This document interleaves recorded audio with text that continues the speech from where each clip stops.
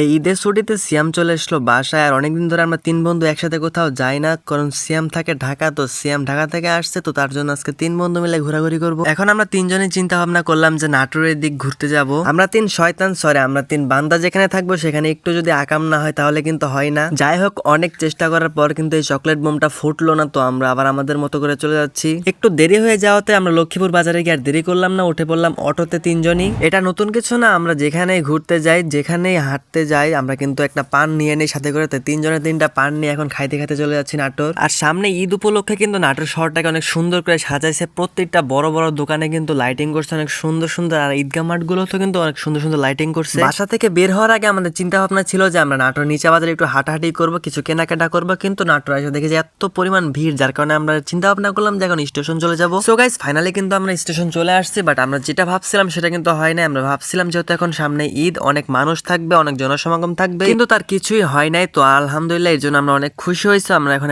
Relax এখানে একটু ঘুরতে পারবো। আর গাইজ, আজকে ভাগ্যবশত আমরা কিন্তু একটা ট্রেন দেখতে পাইছি এখানে এসে। আমরা নাটোর যখনই আসি তখনই কিন্তু কোনো ট্রেন দেখতে পাই না, যদি কোনো দরকার ছাড়া আসি তাহলে কিন্তু কোনো সময় কোনো ট্রেন দেখতে পাই না। তো আজকে কিন্তু পেয়ে গেছি একটা ট্রেন। এই নাটোর স্টেশন থেকে ট্রেন দিয়ে কে কোথায় গেছো একটু কমেন্টে বলে যা, দেখবো আজকে কে এই ট্রেন দিয়ে কত দূর গেছে এই নাটোর থেকে। দেখো গাইজ, আমাদের এক ইম্পর্টেন্ট পার্সন ওখানে গেছে একটা ইম্পর্টেন্ট কাজ সারতে, তো ওদের দিকে আমরা না তাকাই। গাইজ, আমরা কিছু পিক তোলার জন্য একটু ফাঁকা জায়গায় আসছিলাম, কিন্তু এখানে এক তো অন্ধকার, যার কারণে আমরা পিক তুলতে পারতেছি না। তাই আমরা এখন ওই পারে যাচ্ছি, মানে ওই পারে অনেকগুলো লাইট আছে, তার জন্য ওই পারে যাচ্ছি আমরা পিক তুলতে। তো গাইজ, আমরা কিন্তু আলোর কাছে চলে আসছি, এখন কিছু পিক তুলে নিব।